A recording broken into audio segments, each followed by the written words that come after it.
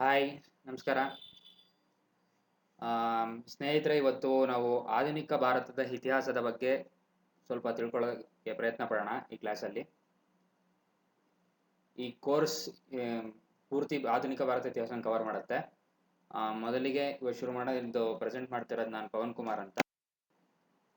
ಇದು ನನ್ನ ಬಗ್ಗೆ ಜಸ್ಟ್ ನೋಡ್ಬೋದು ನೀವು.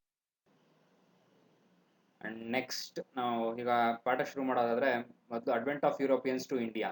ಇದು ನಮಗೆ ಮಿಡಿಲ್ 15th ಸೆಂಚುರಿಯಿಂದ ಏನಿದೆ ಅದರ ನಂತರ ಬರುವುದನ್ನು ನಾವು ಆಧುನಿಕ ಭಾರತದ ಇತಿಹಾಸ ಅಂತ ನಾವು ಅದನ್ನು ಕನ್ಸಿಡರ್ ಮಾಡ್ತೀವಿ. ಅಂದರೆ ಮೊಘಲ್ ರೂಲರ್ಸ್ ಏನಿದಾರಲ್ಲ, ಆ ಮೊಘಲ್ ಎಂಪೈರ್ ಪೀರಿಯಡ್ ಆದ ನಂತರ ಬರೋದು ಯುರೋಪಿಯನರ ಆಡಳಿತ. ನಮಗೆ ಗೊತ್ತೇ ಇದೆ. ಸೊ ಯುರೋಪಿಯರ ಆಡಳಿತ ಹೇಗೆ ಶುರುವಾಯಿತು ಭಾರತದಲ್ಲಿ ಅದ್ರ ಬಗ್ಗೆ ಸ್ವಲ್ಪ ಗಮನ ಹರಿಸೋಣ. ನಮಗೆಲ್ಲ ಗೊತ್ತಿರೋ ಹಾಗೆ ಯುರೋಪ್ನಿಂದ ನಾವು ಸ್ಪೈಸಸ್ ಅಂದರೆ ಮಸಾಲ ಪದಾರ್ಥಗಳನ್ನ ವ್ಯಾಪಾರ ಮಾಡಲಿಕ್ಕೆ ಬರ್ತಾ ಇದ್ರು. ತದನಂತರ 1453 ಅಂದರೆ 1453 ಅಲ್ಲಿ ಈ ಕಾನ್ಸ್ಟಾಂಟಿನೋಪಲ್ ಅನ್ನೋ ಒಂದು ಅರಬ್ ಕಂಟ್ರಿಲಿ ಇದು ಗೇಟ್ವೇ ಥರ ವರ್ಕ್ ಆಗ್ತಿತ್ತು. ಯಾವುದೇ ಗೂಡ್ಸ್ ಟ್ರಾನ್ಸ್ಪೋರ್ಟ್ ಆಗಲಿಕ್ಕೆ ರೆಡ್ ಸಿ ಮುಖಾಂತರ. ಬಟ್ ಇದು 1453ರಲ್ಲಿ ಆಟೋಮನ್ ಟರ್ಕರ ವಶವಾಗುತ್ತೆ. ಇದರಿಂದ ಐರೋಪ್ಯ ರಾಷ್ಟ್ರಗಳೇನಿದ್ವು ಅಂದರೆ ವೆಸ್ಟರ್ನ್ ಕಂಟ್ರೀಸ್ ಅಂತ ಏನು ಹೇಳ್ತೀವಿ, ಅದರ ಗೂಡ್ಸ್ ಟ್ರೇಡಿಂಗ್ ಭಾರತದ ಕಡೆಗೆ ಅಂದರೆ ಈಸ್ಟರ್ನ್ ಕಂಟ್ರೀಸ್ ಪೂರ್ವ ದಿಕ್ಕಿಗೆ ಏನು ರಾಷ್ಟ್ರಗಳಿದ್ವು ಅದರ ಜೊತೆ ಅವರ ಟ್ರೇಡ್ಸ್ ಏನಿದ್ವು ಅದು ಕಡಿತಗೊಳ್ಳುತ್ತೆ. ಏನಕ್ಕೆ ಅಂದರೆ ಆಟೋಮನ್ ಟರ್ಕರ ವಶವಾಗಿದ್ದರಿಂದ. ಮತ್ತು ಹಾಗೆ ಇದಕ್ಕೆ ಹಲವಾರು ರೀತಿಯ ಮಾರ್ಗೋಪಾಯಗಳನ್ನು ಕಂಡುಕೊಳ್ಳಲು ಪ್ರಯತ್ನಿಸ್ತಿರ್ತಾರೆ. ಇದಕ್ಕೆ ಮುಖ್ಯ ಕಾರಣ ಅಂದರೆ ರೆಡ್ ಸಿ ಏನು ಇಸ್ಲಾಮಿಕ್ ರೂಲರ ವಶದಲ್ಲಿತ್ತು, ಅದರ ಮುಖಾಂತರ ಅವರು ಯಾವುದೇ ಟ್ರೇಡ್ ಮಾಡಬೇಕಂದ್ರೆ ರೆವಿನ್ಯೂ ಜಾಸ್ತಿ ಕಟ್ಟಬೇಕಾಗಿತ್ತು ಅವ್ರಿಗೆ. ಸೊ ಆದ ಕಾರಣ ಅವರು ಸಿ ರೂಟ್ನ ಹುಡುಕ್ಲಿಕ್ಕೆ ಶುರು ಮಾಡ್ತಾರೆ. ಹೀಗೆ ಸಿ ರೂಟ್ನ ಹುಡುಕ್ತಾ ಯುರೋಪಿಯನ್ ಪೋರ್ಚುಗೀಸ್ ಮೊದಲು ಶುರು ಮಾಡ್ತಾರೆ ಸಿ ರೂಟ್ನ ಹುಡುಕ್ಲಿಕ್ಕೆ. ಅದರಲ್ಲಿ ಮೊದಲನೇನು 1487 ಅಂದರೆ 1487ನಲ್ಲಿ ಬಾರ್ತೊಲೊಮ್ಯೂ ಡಯಾಸ್ ಎಂಬುವನು ಭಾರತವನ್ನು ಹುಡುಕ್ತಾ ಹೊರಡ್ತಾನೆ. ಬಟ್ ಅವನು ಹಾದಿ ತಪ್ಪಿ ಕೇಪ್ ಆಫ್ ಗುಡ್ ಹೋಪ್ ಅಂದರೆ ಆಫ್ರಿಕಾಕ್ಕೆ ಹೋಗಿ ತಲುಪ್ತಾನೆ. ಅವನು ಅದನ್ನೇ ಭಾರತ ಅಂತ ತಿಳ್ಕೊಂಡಿರ್ತಾನೆ. ಬಟ್ ತದನಂತರ ಗೊತ್ತಾಗುತ್ತೆ ಅದು ಭಾರತ ಅಲ್ಲ, ಅದು ಆಫ್ರಿಕಾ ಅಂತ. ತದನಂತರ 1498ರಲ್ಲಿ ಭಾರತಕ್ಕೆ ವಾಸ್ಕೋ ಡ ಗಾಮನ ಆಗಮವಾಗುತ್ತೆ. ಬಹುಶಃ ಕೆಲವು ಟೆಕ್ಸ್ಟ್ ಬುಕ್ಗಳಲ್ಲಿ ನಾವು ಓದಿರ್ತೇವೆ ಭಾರತವನ್ನು ಕಂಡಿಡಿದವರು ಯಾರು ಅಂದ್ರೆ ವಾಸ್ಕೋ ಡ ಗಾಮ ಅಂದಿರ್ತಾರೆ. ಬಟ್ ವಾಸ್ಕೋ ಡ ಗಾಮ ಭಾರತವನ್ನು ಕಂಡಿಡಿದಿಲ್ಲ, ಭಾರತ ಮೊದಲಿಂದನೂ ಇತ್ತು. ವಾಸ್ಕೋ ಡ ಗಾಮ ಭಾರತಕ್ಕೆ ಕೇವಲ ಸಿ ರೂಟ್ ಅಂದರೆ ಸಿ ರೂಟ್ ಅನ್ನು ಮಾತ್ರ ಕಂಡಿಡ್ದ, ಸಮುದ್ರದ ಮಾರ್ಗವನ್ನು ಮಾತ್ರ ಕಂಡಿಡ್ದ ಅಂತ ಹೇಳ್ಬೋದು 1498ರಲ್ಲಿ. ಇದನ್ನ ಟ್ರೀಟಿ ಆಫ್ ಟ್ರಾಡೆಸೆಲ್ಸ್ ಅಂತ ಹೇಳ್ತೀವಿ. ಅಂದ್ರೆ ಹೇಗಪ್ಪ ಅಂದ್ರೆ ಪೋರ್ಚುಗಲ್ ಮತ್ತೆ ಸ್ಪೇನ್ ಒಂದು ಒಪ್ಪಂದಕ್ಕೆ ಬರ್ತಾರೆ.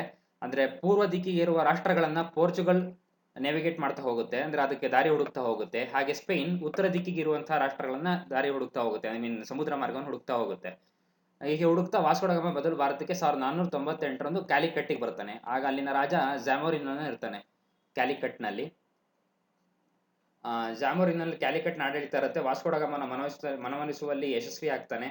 ಹಾಗೆ ತದನಂತರ ಅವನು 3 ತಿಂಗಳ ಕಾಲ ಭಾರತದಲ್ಲಿದ್ದು ಇಲ್ಲಿನ ಪದಾರ್ಥಗಳನ್ನ ತಂದ್ರೆ ಕಾಟನ್, ಹತ್ತಿ ಏನಿತ್ತು ಇದನ್ನ ತಗೊಂಡೋಗಿ ಕಮರ್ಷಿಯಲ್ ಕ್ರಾಪ್ ಆಗಿರುತ್ತೆ ಹತ್ತಿ ಬೆಳೆ, ಇದನ್ನ ತಗೊಂಡೋಗಿ ಅವನು ಐರೋಪ್ಯ ರಾಷ್ಟ್ರಗಳಲ್ಲಿ ಮಾರಿದಾಗ ಆತನಿಗೆ ಹೆಚ್ಚು ದುಡ್ಡು ಸಿಗ್ತಾ ಹೋಗುತ್ತೆ. ಅಂದ್ರೆ ಒಂದಕ್ಕೆ ದುಪ್ಪಟ್ಟಷ್ಟು ಲಾಭ ಸಿಗುತ್ತೆ ಅವನಿಗೆ.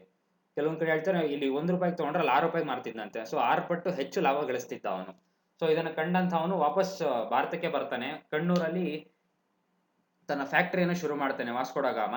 ಹೀಗೆ ಮೊದಲಿಗೆ ಶುರು ಆಗ್ತಾರೆ ನಿಧಾನಕ್ಕೆ. ಅದರಲ್ಲಿ ಫಸ್ಟ್ ಫ್ರಾನ್ಸಿಸ್ಕೋ ಡಿ ಆಲ್ಮೇಡಾ ಇವನು ಭಾರತಕ್ಕೆ ಗವರ್ನರ್ ಆಗಿ ಬರ್ತಾನೆ.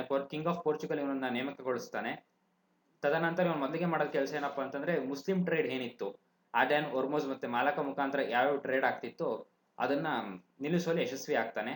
ಇವನು ಬ್ಲೂ ವಾಟರ್ ಪಾಲಿಸಿಯನ್ನು ಜಾರಿಗೆ ತರ್ತಾನೆ. ಬ್ಲೂ ವಾಟರ್ ಪಾಲಿಸಿಯ ಮುಖ್ಯ ಉದ್ದೇಶ ಏನಪ್ಪಾ ಅಂತಂದ್ರೆ ಇಂಡಿಯನ್ ಓಷನ್ ಅಂದ್ರೆ ನಮ್ಮ ಹಿಂದೂ ಮಹಾಸಾಗರದ ಏನಿದೆ ಅದರ ಪೂರ್ವ ಆಡಳಿತವನ್ನು ಪೋರ್ಚುಗೀಸರ ತೆಕ್ಕೆಗೆ ತಗೊಳ್ಳುವುದು ಇವನ ಮೂಲ ಉದ್ದೇಶವಾಗಿರುತ್ತೆ. ಫ್ರಾನ್ಸಿಸ್ಕೋ ಡಿ ಆಲ್ಮೆಡಾ ನಂತರ ಬರುವವನು ಆಲ್ಬರ್ಕ್ಯೂ. ಇವನು ಸಕ್ಸೆಸರ್ ಆಫ್ ಫ್ರಾನ್ಸಿಸ್ಕೋ ಡಿ ಆಲ್ಮೆಡಾ ಅಂತಾನೆ ಹೇಳ್ಬೋದು. ಇವನು ಗೋವಾವನ್ನ ವಶಪಡಿಸ್ಕೊಂತಾನೆ ಬಿಜಾಪುರದ ಸುಲ್ತಾನರಿಂದ 1510ರಲ್ಲಿ. ಇವನು ಮಾಡಿದಂತಹ ಒಂದು ಮುಖ್ಯವಾದ ಕಾರ್ಯ ಅಂದ್ರೆ ಅಬಾಲಿಷನ್ ಆಫ್ ಸತಿ, ಅಂದ್ರೆ ಸತಿ ಸಹಗಮನ ಪದ್ಧತಿ ಏನಿತ್ತು ಅದನ್ನ ಇವನು ನಿರ್ಮೂಲನೆ ಮಾಡಲಿಕ್ಕೆ ಪ್ರಯತ್ನ ಪಡ್ತಾನೆ. ಬಟ್ ಕಂಪ್ಲೀಟ್ ಮಟ್ಟದಲ್ಲಿ ಯಶಸ್ವಿ ಆಗಲ್ಲ. ಅದು ಮುಂದೆ ನೋಡ್ತೀವಿ ನಾವು ಸೋಷಿಯಲ್ ರಿಫಾರ್ಮರ್ಸ್ ಪಾಠವನ್ನು ಓದ್ಬೇಕಾದ್ರೆ.